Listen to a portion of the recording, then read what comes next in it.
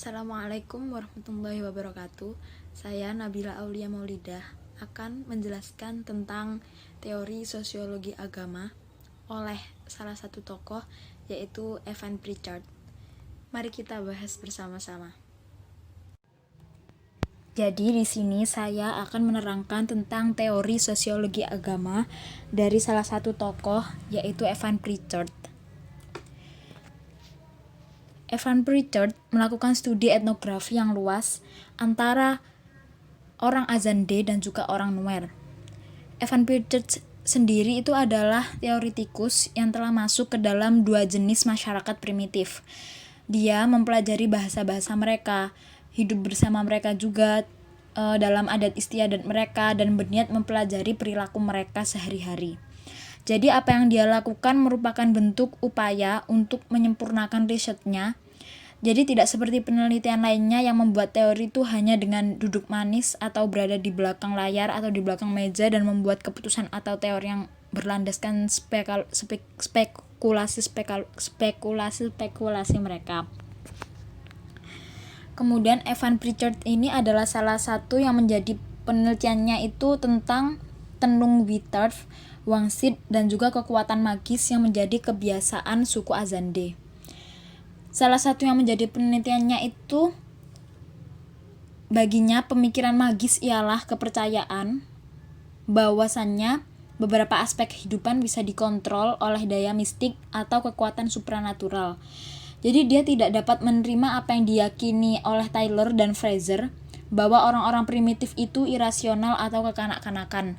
Jadi di luar keyakinan tersebut, masyarakat primitif pasti mempunyai bukti-bukti yang mendukung keyakinan yang mereka tanam di dalam kehidupan sosial mereka.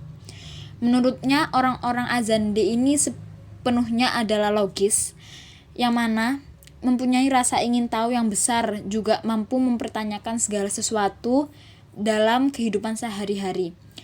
Di kehidupan mereka adalah suku yang cerdas dan memiliki daya tangkap yang tinggi. Mereka telah memiliki keterampilan dalam membuat kerajinan-kerajinan tangan, kemudian imajinasi bahasa yang tinggi, dan mempunyai kemampuan bertahan hidup yang juga hebat.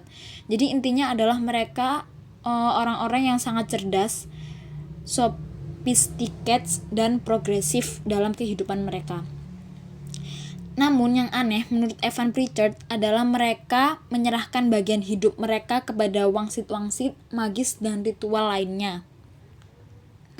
Kemudian dalam perspektif Evan Pritchard, dia berargumen bahwa agama Azande itu adalah sihir dan nubuat, jadi tidak dapat dipahami tanpa konteks sosial dan fungsi sosialnya. Yang mana dia berargumen bahwa agama Azande ini tidak dapat dipahami oleh kebanyakan orang. Sihir dan nubuat sendiri itu memainkan peran besar dalam memecahkan perselisihan di antara mereka. Jadi di antara suku Azande ini, sihir dan nubuat itu mempunyai peran yang besar. Di mana iman Azande dalam ilmu sihir dan nubuat itu cukup logis dan konsisten setelah beberapa prinsip-prinsip dasar itu bisa diterima. Di mana hilangnya iman dalam prinsip-prinsip dasar tidak dapat bertahan karena pentingnya sosial, dan karenanya mereka memiliki sistem penjelasan rumit terhadap penyanggahan bukti yang mereka yakini.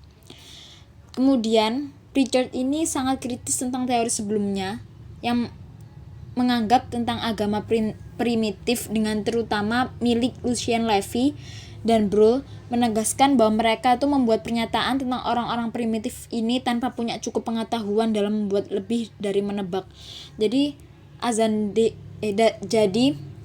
Pritchard ini sedikit kritis untuk menanggapi orang-orang yang hanya menerka-nerka tentang sesuatu yang sebenarnya tidak mereka ketahui. Kemudian yang selanjutnya, Evan Pritchard ini juga meneliti tentang masyarakat Nuer, di mana mempercayai Tuhan atau roh penguasa langit yang disembah melalui dewa-dewa dan kurban sederhana, himne, prosesi, dan ramalan-ramalan menjadi sangat umum. Seperti yang kita lihat, roh-roh yang ada di udara dan roh-roh yang ada di bumi. Jadi roh-roh totem dan klowik ini menggambarkan apa yang disebut Evan Pritchard sebagai pembiasan atau refraksi dari sosial agama.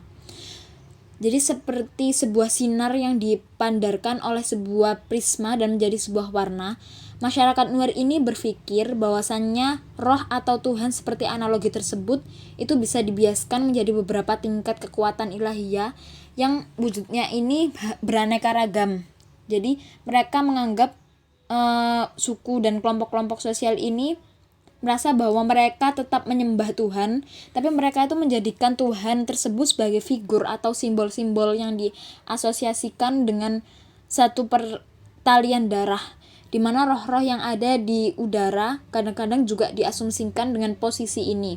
Jadi ketika masyarakat memiliki seorang nabi yang menjadi pemberi berita gembira kepada salah satu klan, atau ketika nabi tersebut turun kepada salah satu pertalian darah di masyarakat Nuer ini, begitu juga dengan benda-benda keramat dan roh-roh alam yang ada di dalamnya, yang seringkali dimiliki dan diwariskan secara turun-temurun dalam suatu keluarga.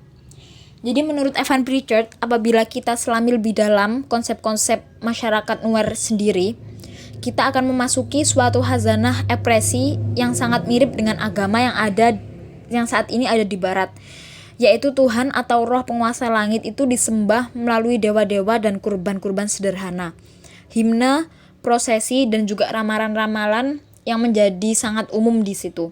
Jadi seperti yang kita lihat, roh-roh yang ada di udara-udara dan roh-roh yang ada di bumi itu yang menjadi patokan mereka. Hierarki roh-roh ini juga memperlihatkan dunia lain, di mana dimensi politis dalam masyarakat dengan menganggap Tuhan sebagai penguasa dan roh-roh yang ada di udara sebagai aristokrat. Jadi di bawahnya adalah roh-roh totem yang menempati posisi kelas menengah, yang esensinya adalah roh-roh tapi berada dalam binatang atau di dalam sebuah tumbuhan. Tingkatan terakhir itu adalah benda-benda keramat yang posisinya itu tidak diinginkan atau dianggap mereka itu asing, walaupun benda-benda ini sebenarnya memiliki kekuatan yang mistik. Kemudian senada dengan hal tersebut, masyarakat Nuer ini menggambarkan pertentangan abadi antara cahaya dan juga kegelapan, di mana mereka menganggap Tuhan adalah pemimpin roh-roh, di mana roh yang ada di udara adalah putranya, dan roh-roh totem adalah putra-putra dari anak perempuannya. Oleh karena itu wajarlah bila kita kembali teringat dengan Durkheim ketika kita mengikuti pola hubungan antara tingkahan-tingkahan Tuhan ini dengan strata masyarakat. Dalam beberapa hal, roh-roh dalam masyarakat Nuer ini melambangkan kelompok-kelompok sosial mereka. Jadi bagi Evan Pritchard sendiri, ini merupakan gambaran yang benar-benar lengkap. Dia menyatakan bahwasannya suatu penafsiran dalam bentuk struktur sosial akan memperlihatkan kepada kita bagaimana ide-ide tentang roh-roh ini berkaitan. Jadi bagaimana roh-roh ini saling berkaitan satu sama lain hingga menyebabkan masyarakat Nuer ini mempercayai hal-hal yang seperti itu. Juga roh-roh ini berkaitan langsung dengan kelompok-kelompok yang ada di dalam kehidupan sosial. Tapi hal ini tidak akan membuat kita lebih memahami inti-inti terdalam dari ide-ide itu sendiri. Karena dalam suatu ungkapan yang menyebabkan posisinya sangat berseberangan dengan kaum reduksionis, Evan Pritchard sendiri mengatakan bahwasannya model-model sosiologis tersebut sangat terbatas karena tidak membantu kita dalam memahami lebih banyak fakta religius yang lebih khas. Evan Pritchard sendiri juga menambahkan bahwasannya dia berbicara bahwasannya ketika saya menulis tentang struktur sosial masyarakat Nuer, penelaahan terhadap agama itu adalah hal yang terpenting untuk dilakukan. Akan tetapi dalam studi agama yang telah saya lakukan, jika memang ingin memahami esensi terdalam dari agama tersebut, maka kita harus mencoba memahaminya dari dalam, melihat agama tersebut sebagaimana masyarakat Nuer melihatnya. Terima kasih, sekian. Wassalamualaikum warahmatullahi wabarakatuh.